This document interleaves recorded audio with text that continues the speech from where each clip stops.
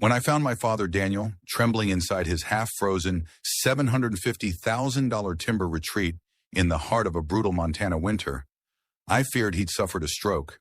The truth was wilder. HOA tyrant Marla had killed the power in -15 degrees because she despised the hum of his generator. What she didn't realize was that Daniel drafted the rules for the entire Northwest power grid.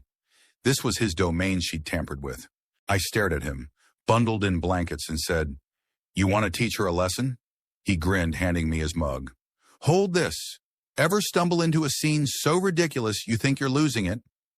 That was me, boots sinking into snowdrifts, gaping at the sprawling hunting lodge near Elkwood I'd loved since childhood. Once a cozy haven, it now loomed like a crime scene relic.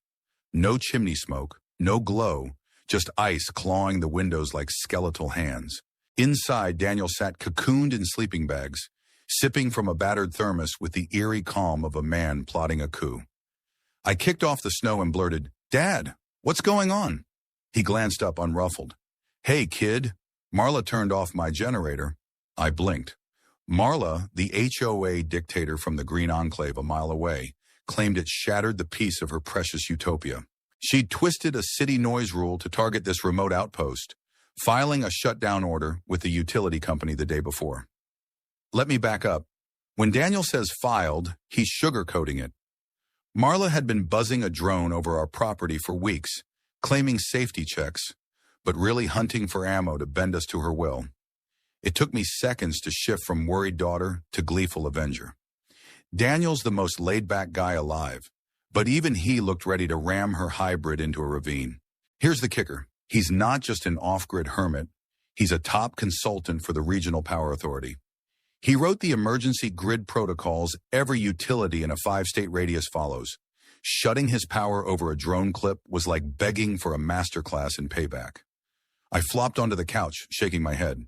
"So this woman got your generator axed in a blizzard with a shaky video and a bird noise sob story?" "Yep," he deadpanned. "Haven't seen a bird in days." I laughed, stunned. "You're letting her slide?" He leaned back, smirking. "Nope. It'll be sharp, legal, and mortifying." We spent the evening thawing the lodge. I hauled a propane heater from the shed, and we melted snow for tea, pioneers with Wi-Fi and a satellite link. The more I learned, the crazier it got. Marla had moved into her sustainable chalet in the nearby Pine Haven 6 months ago, a self-sufficient dream turned suburban nightmare. Within weeks, she'd crowned herself eco-overlord, strong-arming neighbors into signing her fake charter. Most brushed her off. Daniel told her to get lost, politely. She took it as war, filing a complaint with doctored drone footage claiming his generator spewed fumes and scared wildlife. The irony? She'd hijacked an emergency safety clause meant for gas leaks, forcing instant utility action. Her proof? A blurry video and a sketchy app screenshot. I asked why the company didn't verify it. Daniel shrugged. "They're bound to act on emergencies. They'll regret it soon." This wasn't just personal. It was a procedural smackdown. Over dinner, rehydrated stew and stove-toasted bread, Daniel sketched a plan. No explosions, just a quiet, ruthless dismantling of Marla's reign. "She thinks she's in charge," he said, sipping tea. "I'll show her where power really lies." I barely slept, the heater hissing like a furious beast, my mind buzzing with anticipation. I'd seen HOA sagas online, but now I was living one. At 2 a.m., a hum jolted me awake. Peering out, I spotted Marla's drone again, lights dimmed, stalking us. She wasn't done. She was obsessed. Next morning, Daniel handed me coffee, casual as ever. "Still got a poker face for meetings?" I squinted, sipping. "What kind?" His grin widened. "Marla's holding an emergency standards session at the community hall, open to stakeholders, like you." So, I brushed snow off my coat, pulled on a cap, and marched into the fray, armed with sarcasm and caffeine. The hall was a sleek monstrosity, glass, cedar, solar panels galore. Inside, it glowed with warmth and pretension. Artisanal scarves, bamboo tumblers, folks who'd fainted a chainsaw.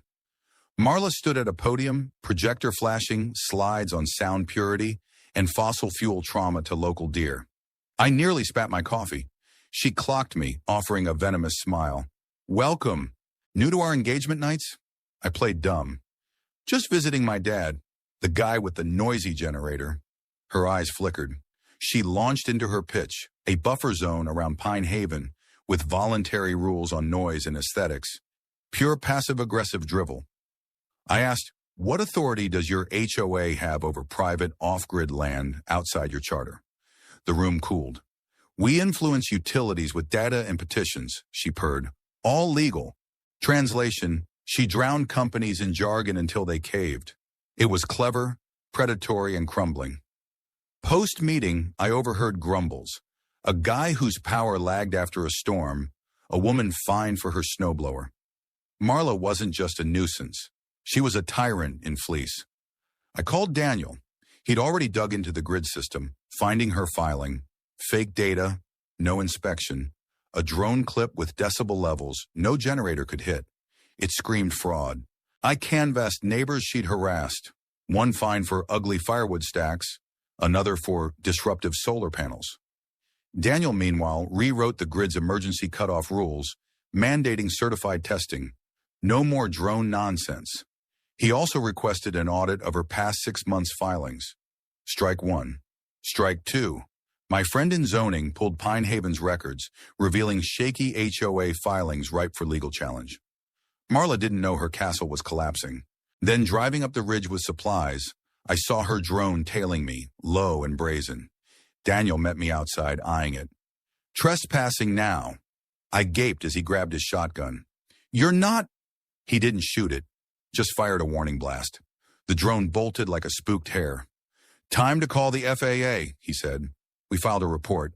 Unregistered flight, low altitude, illegal surveillance. It was a slam dunk. Next day I caught Marla roadside, piloting her toy with a smug wave. She had no clue the FAA net was tightening. Daniel sent the utility a memo exposing her scam, with revised rules attached.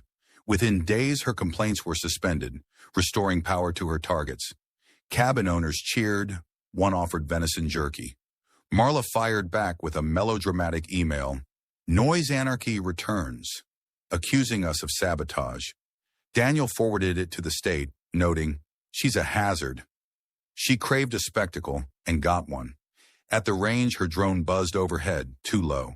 Daniel's shotgun boomed once. Plastic rained down. Marla roared up, shrieking about vandalism. Your drone broke FAA rules and endangered us, he said coolly. We've got video too, I added. She stormed off, defeated.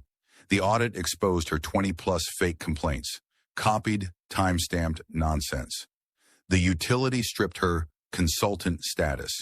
Pine Haven's HOA ousted her 8-1. Civil suits loomed. Then the State Energy Board called Daniel to testify against her tactics, now spreading statewide. Her empire burned. A blizzard hit, and Pine Haven, downgraded from priority grid status, went dark. Marla's solar setup failed. Her utopia froze. We stayed warm, sipping coffee, as her downfall hit the news. HOA chief's power ploy backfires. The board apologized, rewriting rules. A thank you note with a diner gift card arrived from a neighbor she'd bullied. Justice wasn't just sweet. It was warm, quiet, and final. Thank you for watching Touching Story. If this story moved you, don't forget to like, share, and subscribe for more powerful tales of resilience and justice. See you in the next one.